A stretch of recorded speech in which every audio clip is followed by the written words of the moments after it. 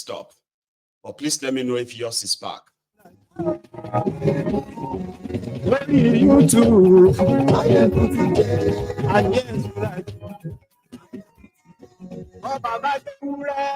Once again, thank you so much for joining me. Good morning to you. Greetings, okay? Top of the moment to you. Read the caption of this broadcast, the description as well. Like it, then share it and tell your friends and not so friendly friends that Mayegu Mawi and others Mayegu today.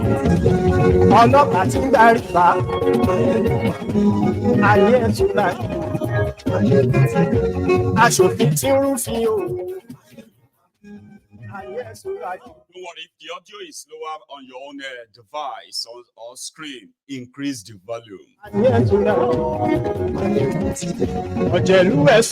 Ruto will fold further was not part of my own expectation.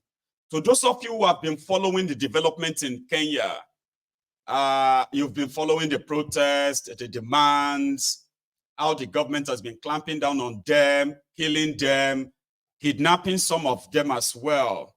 Then Ruto made a U-turn. He himself rejected the finance bill, the IMF bill. Not just that, he went further to cut down the cost of governance by sacking canceling about 47 agencies, including some of his own personal appointees. All of these were not enough from what the Kenyans are demanding from their government led by Ruto. And this afternoon, he made an announcement. His entire cabinet had to go just to see if he's going to be able to find a common ground. But while he was making that announcement, that is what I want to share with you. So you should share it with others too.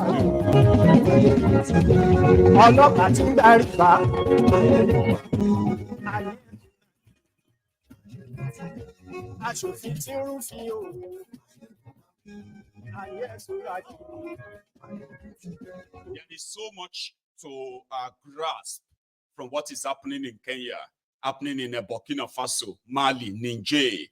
I will fill in the gap for you.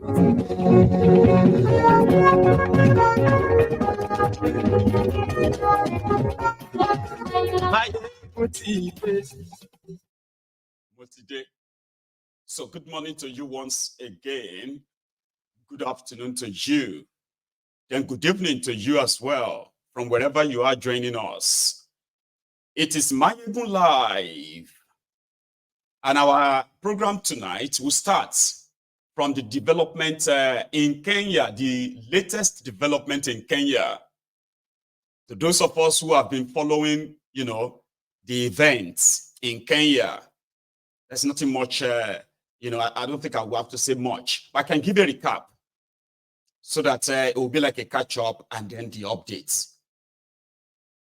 A few weeks ago, the Gen Z Kenyans, they took to the social media, using their own social media skills to educate themselves about the danger that the political class was about to dip them into. And that was the conditions given to their own government by the IMF, World Bank, and other lenders. Kenya was running a deficit national budget, so they had to borrow money. Now, to borrow money to fill in the deficit, so they have to take some conditions too, horrible slavish conditions. The rest of the country is divided because nobody wanted to really take it up without being tagged, an organized ethnic attack on Ruto, like Nigeria. But the Gen Z sort of became, they call them tribalists. Their reasoning is about their lives, their everyday life, their education, their health care, affordability of all these things that will become unaffordable. 40% of Kenyans will be dipped into poverty. But according to Ruto, back then, it was a sacrifice that all Kenyans had to make. but they rejected it. No, we are not making that. Because we are watching all of you, right? Awarding, number one, creating positions in government that are totally irrelevant. Okay? Most of them duplicate offices just to give jobs to your own friends, jobs for the boys. They had no value to Kenya, but they are drawing money from the national purse. So if there's anyone to make sacrifice, it will be you, because we've been making sacrifices. Ruto called their bluff. Yes. And you know what happened next? The politicians in the country who are on the side of Ruto, they were speaking the same language. That loan was necessary. They had to take the loan, or Kenya is not going to be able to function anymore. They were threatening their own citizens. They were all speaking the same thing, no other solution. You know, the government is trying to save the people, or else, blah, blah, blah, blah, blah. They had to take those money, and they had to pass that slavish bill. Then Gen Z was like, it's like, you are not going to understand. I mean, you are not going to change your mind until we change it for you. So that was the beginning of the whole protest. They killed people. And it became something that they invaded the parliament. They were almost taking over the government house, where Ruto and his own appointees were hiding, sort of holed up, protected. And they've done everything to see if this could bring back normalcy in Kenya. But you see, when Ruto was giving his speech this afternoon, I kind of pick a lot of things from what he's saying, and they are vital. Currently in Nigeria, the food inflation in Nigeria, see, the hardship, the inflation you are suffering in Nigeria is caused by the political class in Nigeria, as well as their supposed partners, international partners. They have no international partners than the IMF and World Bank, and everyone that could give them money. Now, when they give them conditions, they force it on you. Increase tax, increase tariff, increase this, increase that. Businesses were dying. People were losing their jobs. Cost of living crisis gripped Nigeria. Starvation is being people are staring at, monumental starvation that is going to affect over 80 million Nigerians as we speak. All of these are because the criminals in Nigeria accepted all the conditions, slavish conditions given to them while they were taking money from their international partners. Now, these conditions have caused Nigeria to currently be battling with over 40% food inflation. They are battling with what they call the national inflation of over 34%. 34%. Do you know what inflation is in Kenya? 4-point-something%. That's the inflation of Kenya. What is the food inflation in Kenya? It's also a single digit as well, under 10%. Guess what? They rejected any further hardship. Nigerians are enduring that. So I want you to listen to this. Initially, people said those around the Ruto who have become lord over the people that gave them the job. You know, that's what happened. Okay? You will see all these jobless political jobbers, criminals, loitering around, government offices and all of that. They get a job. They are appointed ministers, SAs, PAs, blah, blah, blah, right? And they are drawing money from the purse of the country regularly, most of them uncontrollably, right? But the moment the people kind of feel like, we deserve better, we want better, these guys will become philosophical. They will become experts on what people deserves, on what people want. They will tell you the government is doing everything, okay, to make sure that, because the government knows what you want. Of course you don't. No, you don't. It's obvious that they don't know or care about what you want, except what they think you should want.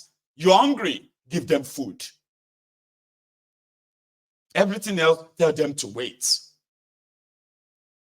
But in Kenya, these are the conditions they rejected and still rejecting. Now, this is the latest move of Ruto to placate the angry country that feels betrayed by their political class. Ruto's appointees were talking down on the citizens. Like they are on social media, they were talking down on them. You better be careful. Watch your mouth. You cannot defeat government. Nobody can fight government. They were threatening their citizens, political appointees. They were speaking in support of Ruto and this rejected slavish bill. And they were threatening their citizens. They were telling their citizens that they knew what was best for them. Billions of their money have been allocated to bogus contracts. Okay? Corruption gripped them so much. Despite all of that, inflation in their country is just a bit over 4%. And now all of these guys around Ruto, who became experts, professionals on economy, on everything, and the citizens became foolish to them. Oh, Kenyans are stupid. That's the point. You know, you are just making noise. You don't understand government. You don't understand how government work. All of you should understand. Then they will be speaking big grammar, quoting nonsense to make it look like indeed they are doing something. They do that in Nigeria. Kenyans are bad enough. Sack these guys, or you will sack yourself. Prior to today, one of their lawmakers in Kenya had this to say. They're employed, and I will stay for 5 years without having gotten employed, Honorable Speaker. If we want our young people to accept that we are doing anything on employment, we must make this space of employment level playing ground, Honorable Speaker. We say that we have created that percent for our young people. What is happening, Honorable Speaker? Old people are walking around with agopos that they have registered with the names of young people. So our young people cannot access, because when you want a contract in the county government, first of all, they ask for 10%. You don't have it. Once you get the 10%, when they are paying you, they ask for another 10%. You don't get paid, your money gets to pending bill, and the money that you are depending on is borrowed money, Honorable Speaker. So it then puts you in a very difficult situation. Finally, Honorable Speaker, and I know it may not be very popular at this time to say, Honorable Speaker, what the people of Kenya are asking, the Agriculture Committee of this House, led by Senator James Murango. 2 minutes to wind up your thoughts. Thank you very much, Honorable Speaker. They went around this country, Honorable Speaker, because fake fertilizer has been sold to our farmers, Honorable Speaker. Fake fertilizer has been sold to our farmers, Honorable Speaker. Now, the committee of this House has gone round. They have invited people here. We even saw them tasting fertilizer here.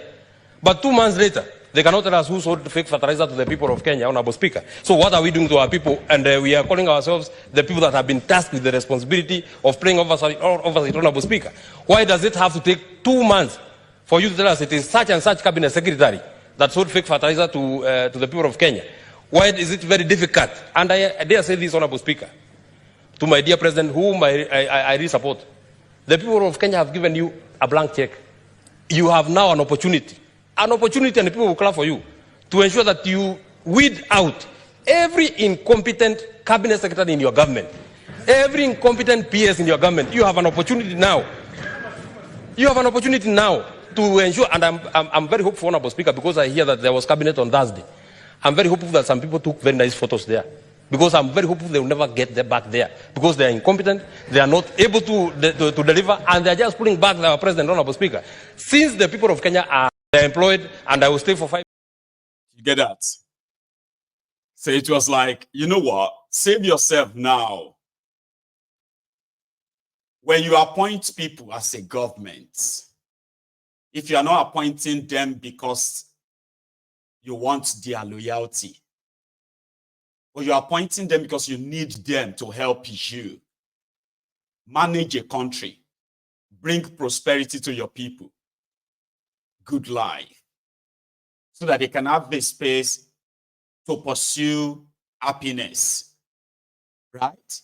So you appoint experts, you appoint people who have something to actually really offer, those who know the job you want them to come and do. So when you now need advice from them, as cabinet secretaries, you want them to speak intelligently and advise you, because you are going to be the president. You are the one, Abi.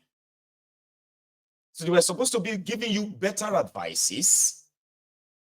But unfortunately in Kenya, like Nigeria, They were just court jesters, praise singers, ass leakers, who are wearing expensive designers, jewelries, driving expensive automobiles, donating huge cash, huge cash, doing arambis. It's called arambis in Kenya. They are donating cash to religious houses, showing how blessed they have become while the people watch.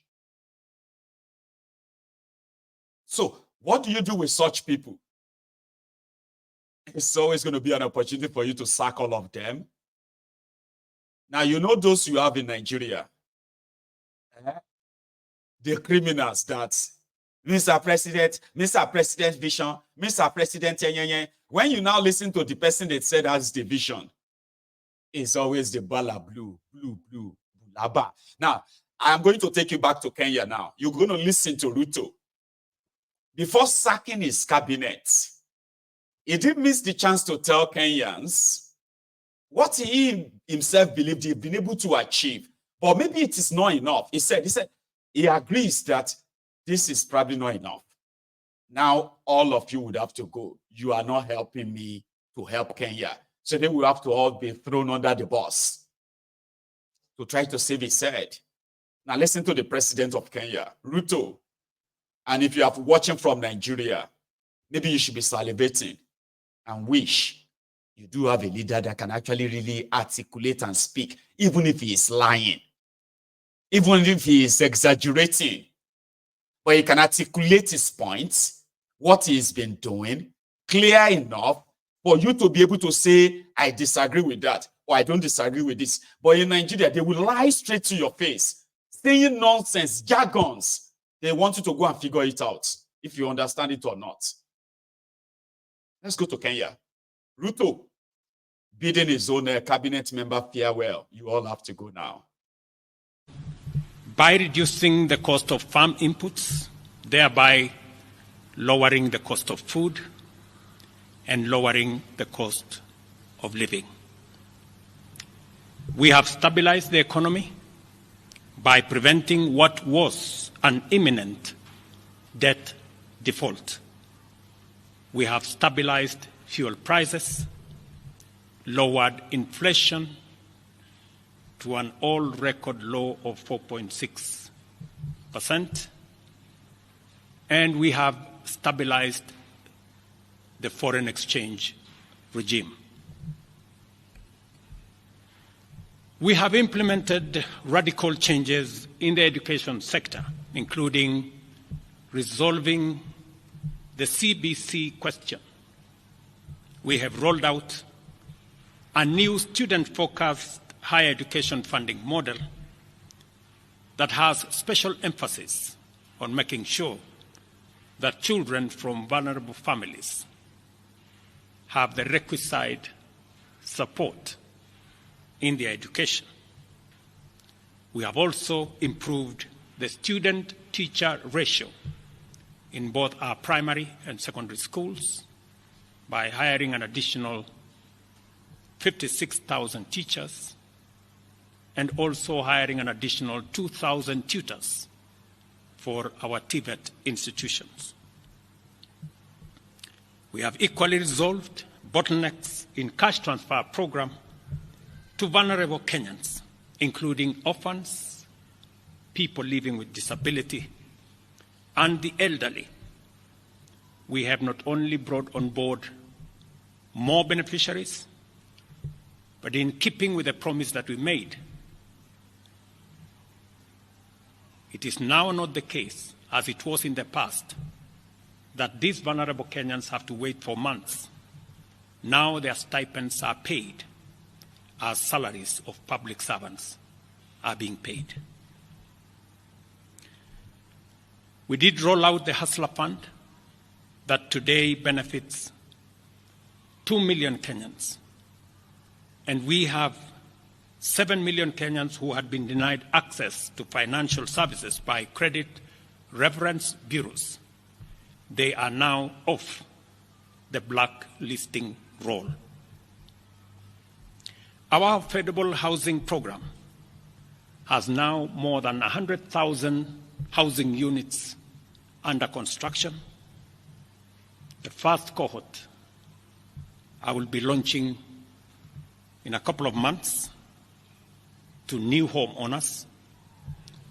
And we have 160,000 young people across Kenya that are employed under this program. To expand manufacturing, value addition, and agro-processing as a key contributor to job creation, 18 county aggregation and industrial parks and 6 new special economic zones are under construction across Kenya. And at the same time, we have 200 fresh produce markets that are at various stages of construction to support our farmers with access to markets for their produce, in keeping with the commitment we made to our mama mbogas. To accelerate manufacturing, last year we imposed levies on importation of clinker that can be manufactured in Kenya. We made a saving of Kenya shillings 20 billion in foreign exchange as imports of clinker dropped to almost zero. We also imposed levies on imported steel billets. And today, we have 11 steel factories that 6 years ago were closed. They have started operation, hiring 16,000 Kenyans. And last year alone, we saved 120 billion shillings in foreign exchange as a result of this intervention. Our digital transformation agenda is also on course with 17,000 government services online, while we have 274 digital hubs across Kenya with 152,000 students and digital workers in our TVETs and also in digital hubs in different parts, up and running and giving young people an income. Our universal health coverage plan has already onboarded 107 community health promoters, and the process of registration for our social health insurance fund is ongoing, on its way to launch on the new date of 1st of October 2024 that will make it possible for every Kenyan to have a health insurance, and for those suffering from critical illnesses to have access to the critical illness fund, making it possible for every Kenyan to have access to treatment by reducing the cost of farm inputs. It's a long speech, don't worry. That seemed that, you could, as a Kenyan, you can take him up on that.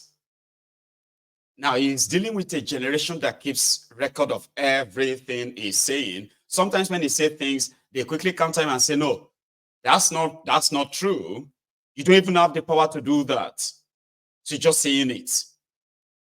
So Ruto himself can, it's like somebody who is quickly, right, grasping the current reality in his country rather than to suppress it and do everything to crush their will, like anyone else would do in Africa, any of these criminals in Africa. He could continue in that path and break their will. And that's a risk. It is a risk to power as well, because if he intends to break their will and they break up the country over his head, that he has to go. So eventually we lose that power to be able to do whatever he intends to do, because he thought he had that power to do whatever he likes. So he will lose it. So somehow, he's grasping with the generation is dealing with. And if there's those he should probably be trying to placate, it will be this Gen Z. It's like somebody who is like in far right or far left. Or you now realize that there is a new generation, okay, that we're neither left nor right. And then what do? You just have to quickly move yourself back to the middle, stylishly. But if you insist that you are left or you are right, now the wave that is sweeping through his country is neither right nor left. So he's finding the common ground gradually. So yeah, I didn't know that Kenyans have health insurance, or would have one, by the way, with what we have heard a lot about the Kenyan